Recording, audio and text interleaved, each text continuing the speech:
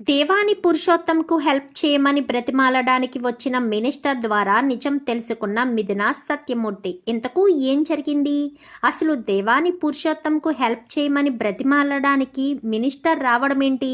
మరి మినిస్టర్ ద్వారా మిథున సత్యమూర్తి ఏం నిజం తెలుసుకున్నారు? ఇదంతా కూడా వీడియోలో చూసి తెలుసుకునేద్దాం. నువ్వుంటే నా జతగా అప్కమింగ్ ఎపిసోడ్స్లో ఏం జరగబోతుందో ముందుగా తెలుసుకోవాలి అనుకుంటే వీడియోని లైక్ చేసి ఛానల్ని సబ్స్క్రైబ్ చేసుకోండి.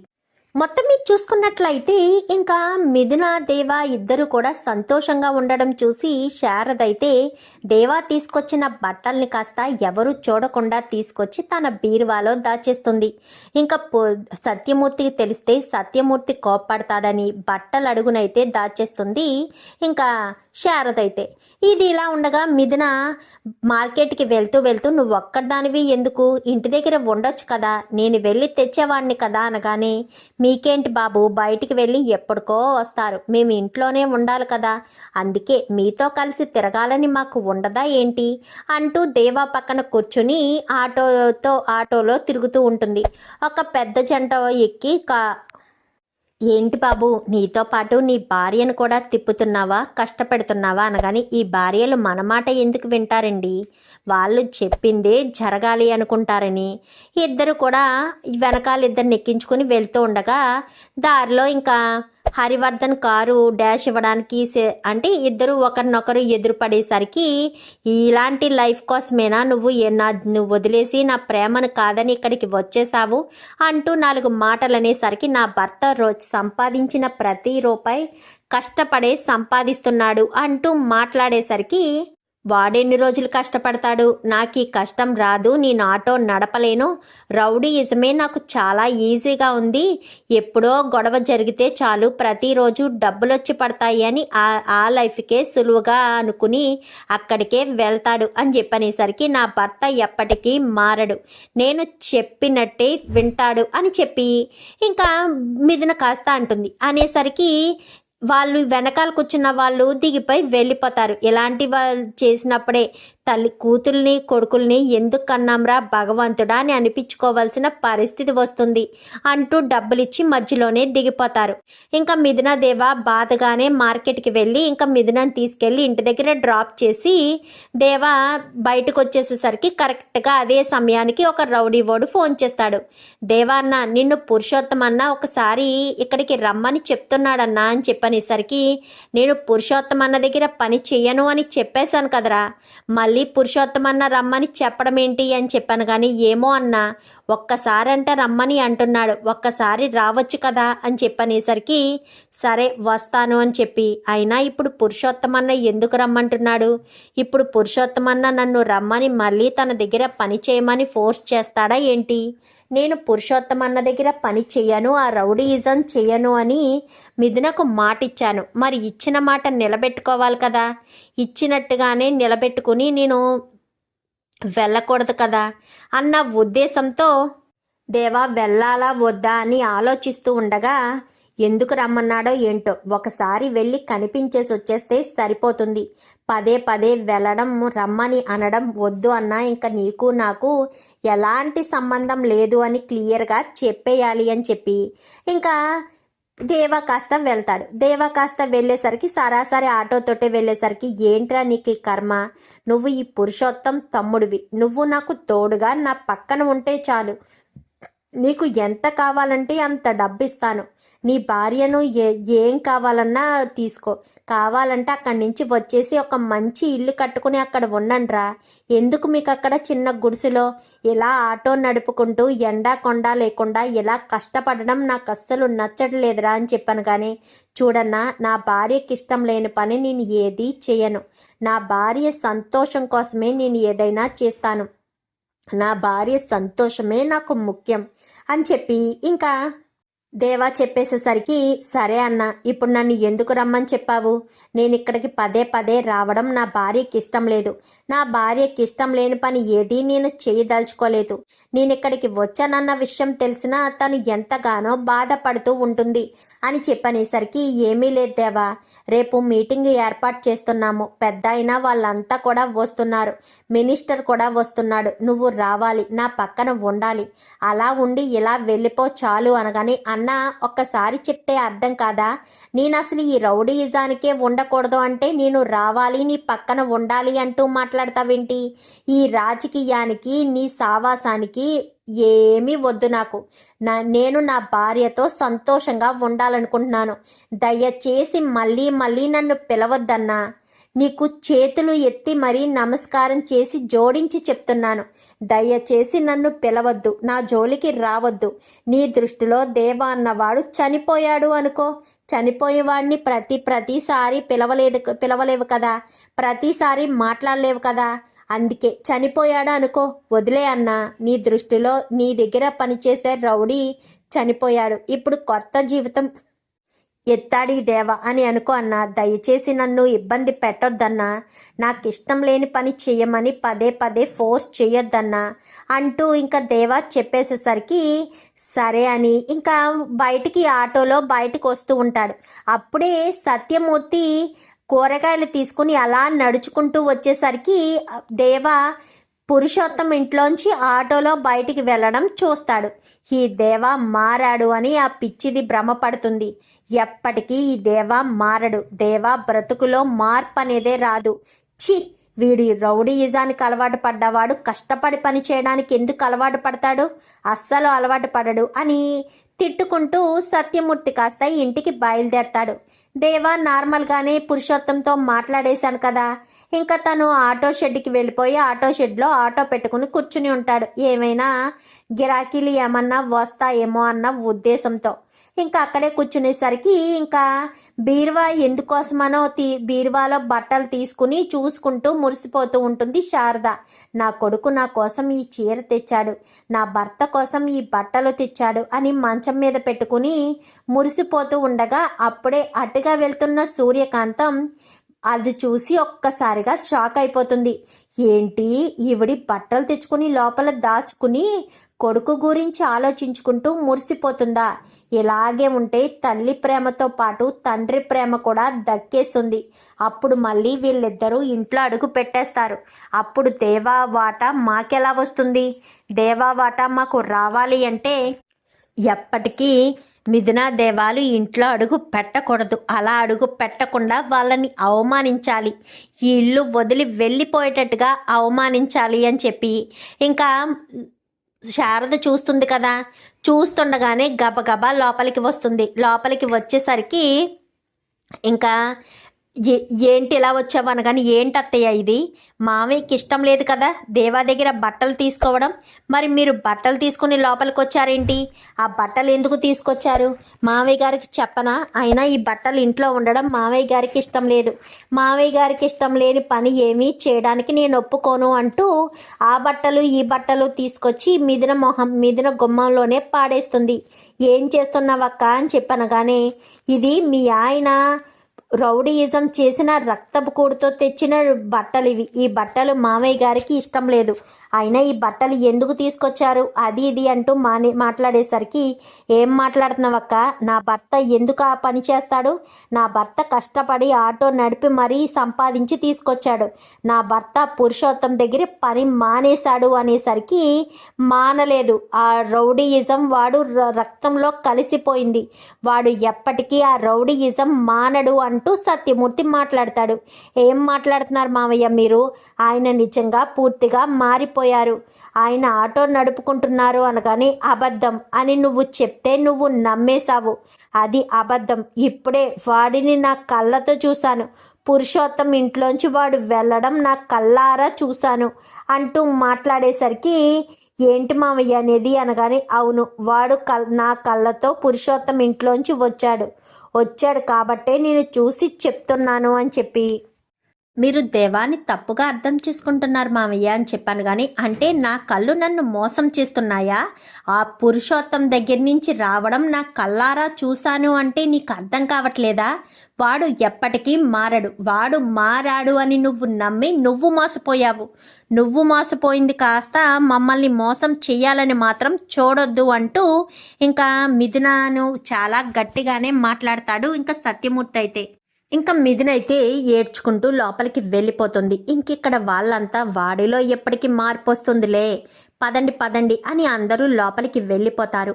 మిథున ఏడుస్తూ ఉండగా ఇంకా అప్పుడే దేవా కాస్త ఇంటికి వస్తాడు. ఇంటికి వచ్చేసరికి ఏమైంది మిథున, అలా ఉన్నావేంటి అని అడిగేసరికి ఏమీ లేదులే దేవా, నువ్వెక్కడికి వెళ్ళావు అనగానే నేనెక్కడికి వెళ్ళాను, కిరాయి కోసం వెళ్ళాను, అక్కడికి వెళ్ళి వచ్చేసాను అని చెప్పనగానే నిజంగా నువ్వు కిరాయి కోసమే వెళ్ళావా అంటూ వీళ్ళిద్దరూ మాట్లాడుకుంటూ ఉండగా మినిస్టరు పురుషోత్తం దగ్గరికి వెళ్తాడు. పురుషోత్తం దగ్గరికి వెళ్ళేసరికి ఏంటి నీతో పాటు దేవా దేనికి రావడం లేదు, నీ పక్కన ఎప్పుడు నీ అనుచరుడు దేవా నీ కుడిభుజంలా ఉండేవాడు కదా, మరి ఏమైంది దేవాకి అని చెప్పనగానే వాడి భార్య చెప్పిందని దేవా నన్ను పూర్తిగా వదిలేశాడు, దేవా ఇంకా నాతో మాట్లాడడం లేదు, నాతో దగ్గరికి పనికి కూడా రానని చెప్పేశాడు, ఈ రాజకీయాల్లో నేను ఎదగాలి అంటే దేవా అండ నాకు ఉండాలి, అయినా విషయం వాడికి చెప్తున్నా వాడి భార్య మాటే నాకు కావాలి, వాడి భార్య మాటే వింటాను అంటూ వాడు చెప్పుకొస్తున్నాడు,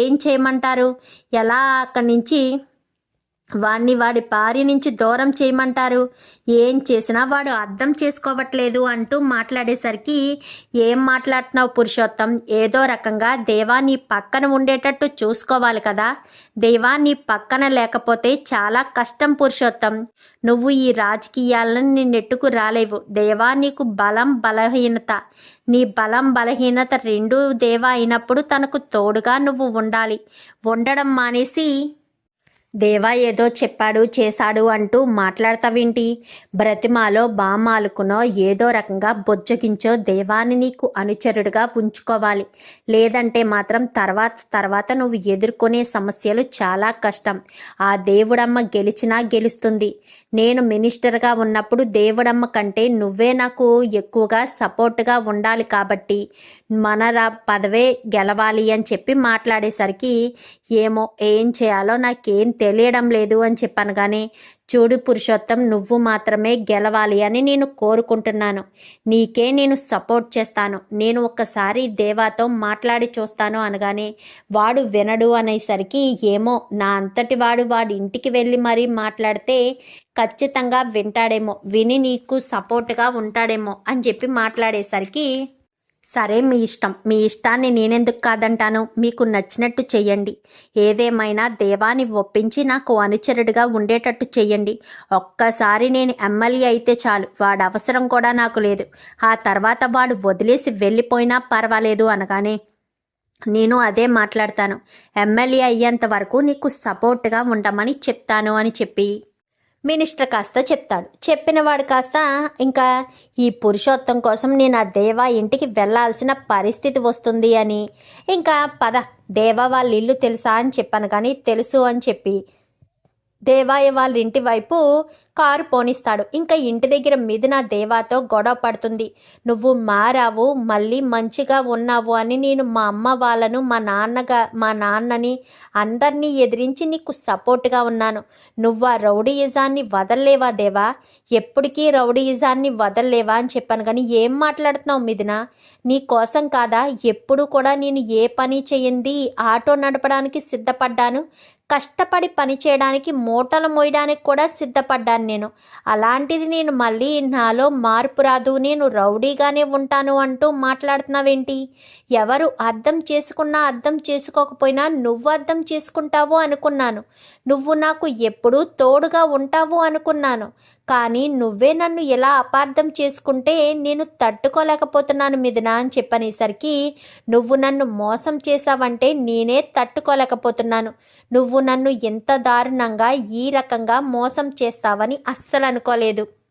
నిన్ను నమ్మి నీ కోసం వచ్చేసి మా ఇంట్లో వాళ్ళని అందరినీ కూడా ఎదిరించి మరీ నీ కోసం వచ్చినందుకు నాకు బాగా బుద్ధి చెప్పావు దేవా అంటూ మాట్లాడేసరికి చూడు మిథున, నేను ఏ తప్పు చేయలేదు, పురుషోత్తంతో చేతులు కలపాలని నేను అనుకోలేదు. పురుషోత్తం వాళ్ళ ఇంటికి వెళ్ళిన మాట నిజమే, కానీ అది కేవలం పురుషోత్తం ఎందుకు రమ్మన్నాడో అని చెప్పి కనుక్కోవడం కోసం. అయినా పురుషోత్తం రమ్మంటే నువ్వెందుకు వెళ్తున్నావు? ఆయన పదే పదే రమ్మని పిలిచిన ప్రతిసారి కూడా వెళ్తూ ఉంటే నీలో ఏం మార్పు వచ్చినట్టు? తనకు అవసరమైనప్పుడల్లా పిలుస్తూ ఉంటాడు. పిలిచినప్పుడల్లా వెళ్తూ ఉంటావా? అలా వెళ్తే నువ్వు రౌడీయిజం మానేసినట్టేనా? అతని కింద నువ్వు ఇంకా పని చేస్తున్నట్టే కదా. అతను చెప్పినప్పుడల్లా పిలిచినప్పుడల్లా వెళ్తూ ఉంటే ఎలా కుదురుతుంది దేవా? అసలు నువ్వు ఎలా అనుకుంటున్నావు? ఎలా సెట్ అవుతుంది అనుకుంటున్నావు అని చెప్పనేసరికి, అది కాదు మిథున, నేను చెప్పేది విను. నేను కేవలం రాను అని చెప్పడం కోసమే వెళ్ళాను తప్ప పదే పదే పిలవద్దు అని చెప్పడానికే వెళ్ళాను మిథున. అది నువ్వు అర్థం చేసుకో మిథున. నేనేమీ కావాలని వెళ్ళలేదు అని చెప్పనేసరికి ఈలోపు బయట ఒక వ్యక్తి వచ్చి దేవా దేవా అంటూ పిలుస్తాడు. పిలిచేసరికి ఎవరు అని చెప్పనగానే, దేవా నిన్ను మినిస్టర్ గారు రమ్మని పిలుస్తున్నారు అనేసరికి, మినిస్టర్ గారు నాతో కోసం ఎందుకు వచ్చారు అనగానే, ఒక్కసారి బయటికి రా దేవా, అంత పెద్ద మనిషి నీ కోసం వచ్చినప్పుడు నువ్వు ఆ మనిషి గురించి మాట్లాడాలి కదా. మనిషితో మాట్లాడితేనే కదా ఆయనకి విలువనిచ్చినట్టు అవుతుంది అనేసరికి, సరే పదండి అని చెప్పి ఇంకా దేవా కాస్త బయటకు వస్తాడు. నమస్కారం సార్ అని చెప్పాను. కానీ ఏంటి దేవా, ఏంటిదంతా? నువ్వు పురుషోత్తాన్ని వదిలేయడం ఏంటి? పురుషోత్తం దగ్గర నువ్వు పని మానేయడం ఏంటి? నువ్వు పురుషోత్తానికి రైట్ హ్యాండ్వి. పైగా పురుషోత్తం ఎక్కడ ఎప్పుడు కనిపించినా దేవా నా తమ్ముడు, నా బిడ్డ లాంటివాడు అంటూ మాట్లాడేవాడు. మరి అలాంటి పురుషోత్తాన్ని ఇప్పుడు ఇలాంటి పరిస్థితిలో, దిక్కుతోచని స్థితిలో వదిలేసి వెళ్ళిపోతావా? మరొక 3 నెలల్లో ఎలక్షన్ ఉంది. కరెక్ట్గా ఇది గడ్డు కాలం. ఇలాంటి సమయంలో వదిలేసి వెళ్ళిపోతే ఎలా దేవా? పురుషోత్తానికి అండగా ఉండాలి కదా. పురుషోత్తాన్ని ఎమ్మెల్యేని చెయ్యాలి కదా అని చెప్పాను. కానీ నా వల్ల కాదు సార్. నేను నా భార్య చెప్పినట్టు, నా భార్య కోసమే నేను ఏదైనా చేయాలనుకుంటున్నాను. నా భార్యకు నేను రౌడీయిజం చేయడం ఇష్టం లేదు. నన్ను నమ్ముకుని వచ్చిన ఒక ఆడపిల్లను బాధ పెట్టాలని నేను అనుకోవడం లేదు. అందుకోసమని నేను రౌడీయిజం చేయకూడదని నిర్ణయం తీసేసుకున్నాను అనేసరికి, చూడు దేవా, పురుషోత్తానికి నువ్వంటే చాలా ఇష్టం. నిన్ను పురుషోత్తం ఎప్పటికీ వదులుకోడు. అలాంటిది నువ్వు పురుషోత్తాన్ని ఒంటరిగా వదిలేసి ఇలా నువ్వు నీ స్వార్థం కోసం చూసుకోవడం చాలా తప్పు అని చెప్పనగానే, లేదు సార్, మీరు నన్ను ఎన్ని అడిగినా ఏం అడిగినా కానీ నేను పురుషోత్తం అన్న దగ్గర పని చేయడం కుదరదు. పైగా పురుషోత్తమన్న నన్ను పదే పదే పిలుస్తూ ఉన్నాడు. నా మాటగా పురుషోత్తమన్నకి చెప్పండి, నేను ఆయనకి సపోర్ట్ చెయ్యకపోగా మీ ఆరోగ్యాన్ని మీరే చూసుకోవాలని. పదే పదే నాకు ఫోన్ చెయ్యొద్దు అని చెప్పండి. అదే మంచిది అని చెప్పండి అని చెప్పనేసరికి, సరే అమ్మా, నేను ఏదో ఒకటి చెప్తానులే అని చెప్పి ఇంకా అక్కడి నుంచి మినిస్టర్ కాస్త వెళ్ళిపోయేసరికి, ఎప్పటికైనా అర్థమైందా మావయ్య నా భర్త మారాడు అని? నా భర్తే కనుక పురుషోత్తం దగ్గర పని చేసుంటే మరి మినిస్టర్ ఇంటికి వచ్చి మరి పురుషోత్తంతో చేతులు కలపమని, పురుషోత్తంకి సపోర్టుగా ఉండమని ఎందుకు చెప్తాడు? ఎందుకు చెప్పాల్సిన పరిస్థితి వస్తుంది? ప్లీజ్ మామయ్య, అర్థం చేసుకోండి. ఆయన ఏ తప్పు చెయ్యరు. ఆయన తప్పు చేసే మనిషి కాదు. ఒక్కసారి ఒకరికి కమిట్మెంట్ అయ్యి మాట ఇచ్చారనుకోండి, ఖచ్చితంగా మాట నిలబెట్టుకుంటారు. ఆయన నాకు మాట ఇచ్చారు, రౌడీయిజం జోలికి పోనని. అలాగే ఆయన పోకుండానే ఉంటారు ఎప్పటికీ. మీరిప్పటికే ఆయన అర్థం చేసుకోకపోతే చాలా కష్టం మావయ్య అంటూ మిథున కాస్త మాట్లాడేసరికి, నిజమేనమ్మా, వాడు మారాడు అంటే నేను నమ్మలేకపోయాను. కానీ ఇప్పుడు నా కళ్ళారా చూసిన తర్వాత కూడా ఒక మినిస్టరే ఇంటికి వచ్చి మరీ వాడిని బ్రతిమాలుతుంటే నేను తప్పుగా అర్థం చేసుకున్నాను. వాడేంటో, వాడి మనస్తత్వం ఏమిటో నేను తెలుసుకోలేకపోయాను. నేను ఎంత పెద్ద తప్పు చేశానో, ఎంత పొరపాటు చేశానో నాకు ఇప్పుడు అంతా అర్థమవుతుందమ్మా. సారీరా దేవా, నేను నిన్ను తప్పుగా అర్థం చేసుకున్నాను. నువ్వు ఇంకా లైఫ్లో మారవు అన్న దానికి వచ్చేసాను. ఎప్పుడైతే నిన్ను పురుషోత్తం ఇంటి ముందు చూశానో, నువ్వు మళ్ళీ పురుషోత్తం దగ్గరే పని చేస్తున్నావని నేను అనుకున్నాను. అందుకే అదే విషయాన్ని ఇక్కడికి వచ్చి చెప్పాను అంటూ మాట్లాడేసరికి, ఏంటి నాన్న, మీరు నన్ను తప్పుగా అర్థం చేసుకున్నందుకు క్షమాపణ చెప్తున్నారా? మీరు నాకు ఇవ్వాల్సింది క్షమాపణలు కాదు నాన్న, మీ ఆశీర్వాదం. మీ ఆశీర్వాదం నాకు తోడుగా ఉంటే చాలు. అంటూ దేవా చెప్పేసేసరికి ఇంకా దేవాను హత్తుకుంటాడు సత్యమూర్తి అయితే. హత్తుకునేసరికి ఇంకా సూర్యకాంతం వాళ్ళు చూసి షాక్ అయిపోతారు. ఇదేంటిది ఇలా మామయ్య గారు ఇంత త్వరగా మనసు మారిపోయిందేంటి, మామయ్య గారు ఇంత ఎలా మారిపోతారని అస్సలు అనుకోలేదు అని చెప్పి అనుకుంటూ ఉండగానే,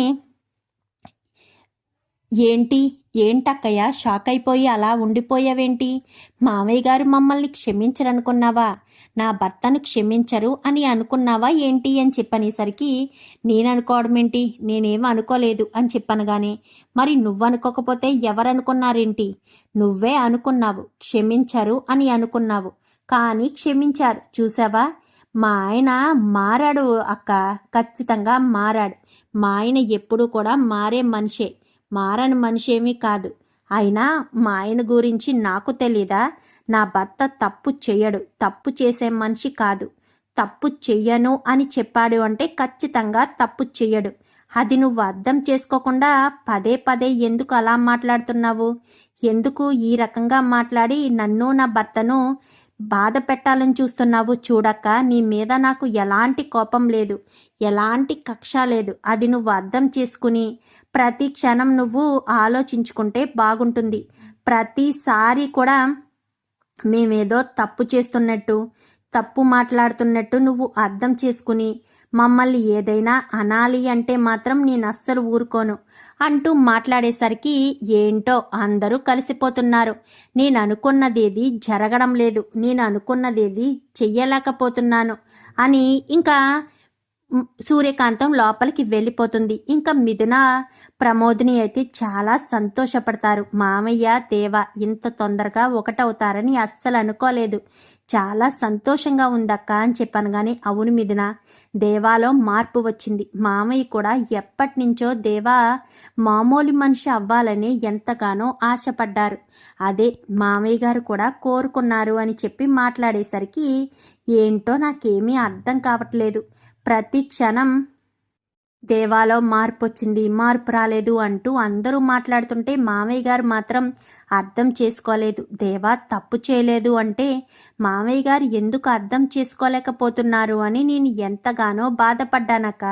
కానీ ఇప్పుడు మామయ్య గారు మంచిగా మారి నా భర్తను అర్థం చేసుకుని మళ్ళీ క్షమించి దగ్గరికి తీసుకున్నారు. ఇప్పుడు ఇంకా ఆయన ఆనందానికి అవధులు ఉండవు, ఆయన ఎంతగానో సంతోషపడతారు అని చెప్పి మాట్లాడేసరికి, నిజమే నువ్వు చెప్పింది నిజం, దేవా మారాడు కాబట్టి మామయ్య కూడా క్షమించారు, ఇంకా ఎలాంటి ఇబ్బంది ఉండదు, ప్రతి క్షణం మామయ్య గురించి ఆలోచించి దేవా బాధపడుతున్నాడు కదా, ఇంక ఇక్కడ దేవా బాధపడవలసిన పని లేదు, ఎందుకంటే దేవాను మామయ్య క్షమించేశారు కాబట్టి దేవా మామయ్య ఇంకా ఎప్పటికీ సంతోషంగా ఉంటారు, ఇంకా మనం హ్యాపీగా ఉండొచ్చు, అంతా కలిసి ఉండొచ్చు. నీతో మాట్లాడాలని ప్రతిసారి అనుకున్నా కానీ ఎక్కడ మామయ్య గారు చూసేస్తారేమో, మామయ్య గారు చూస్తే బాధపడతారు, నా మాటకు విలువ లేదు, నాకు విలువ లేదు అని ఎక్కడ మామయ్య అంటారో అన్న భయంతో నేను ఏమీ చేయలేకపోయాను, కానీ ఇప్పుడు నాకు బాగా అర్థమైంది అంటూ మాట్లాడేసరికి ఇంకా ఏం మాట్లాడాలో ఏం చేయాలో అర్థం కాక చాలా మదన పడ్డానక్క. కానీ ఇప్పుడు చాలా హ్యాపీగా ఉంది అని చెప్పి ఇంకా మాట్లాడేసరికి చాలా సంతోషపడుతూ ఉంటారు. సంతోషపడేసరికి శారద అయితే ఆ బట్టలు తీసుకుని లోపలికి తీసుకుని వెళ్తుంది. తీసుకువెళ్ళండి అత్తయ్య, ధైర్యంగా తీసుకువెళ్ళండి, దేవా ఆ బట్టలు మీకోసమే తెచ్చాడు కదా, మీకోసం తెచ్చినప్పుడు మీరే తీసుకోండి, ధైర్యంగా మీరే వాడుకోండి బట్టల్ని, ఎవరు ఆపుతారో ఎవరు అడ్డుకుంటారో చూద్దాం అత్తయ్య అని చెప్పి ఇంకా మిథున చెప్పడంతో, రెండ్రా లోపలికి వచ్చేయండి అనగానే, లేదులే నాన్న ఇక్కడే బాగుంది అనేసరికి, లేదురా నిన్ను క్షమించలేదు కాబట్టి నువ్వు బయట ఉంటే నేను ఒప్పుకున్నాను, నిన్ను క్షమించాను, నువ్వు నా కొడుకువి, నా కొడుకు తప్పు చేయడు, నా కొడుకు మంచిగా మారాడని నేను గర్వంగా ఒప్పుకుంటున్నాను, అలాంటి తప్పుడు నువ్వు మాతోనే ఉండాలి, మా కోసమే ఉండాలి అంటూ మాట్లాడేసరికి, సరే నాన్న అని చెప్పి, ఇప్పుడెందుకులేండి ఒక మంచి రోజు చూసి దేవా మిథునను లోపలికి రమ్మందాము, అప్పుడు వరకు వీళ్ళని ఇక్కడే ఉండనివ్వండి అని చెప్పనగానే సరే అని చెప్పి చాలా సంతోషంగా అమ్మ మిథున రేపటి నుంచి ఇక్కడ వంట చేయకు, మీకు భోజనం లోపలే అని అంతా కూడా కలిసిపోతారు. సత్యమూర్తి అయితే దేవాని అర్థం చేసుకుంటాడు, దేవా మారాడు అని అర్థం చేసుకుంటాడు.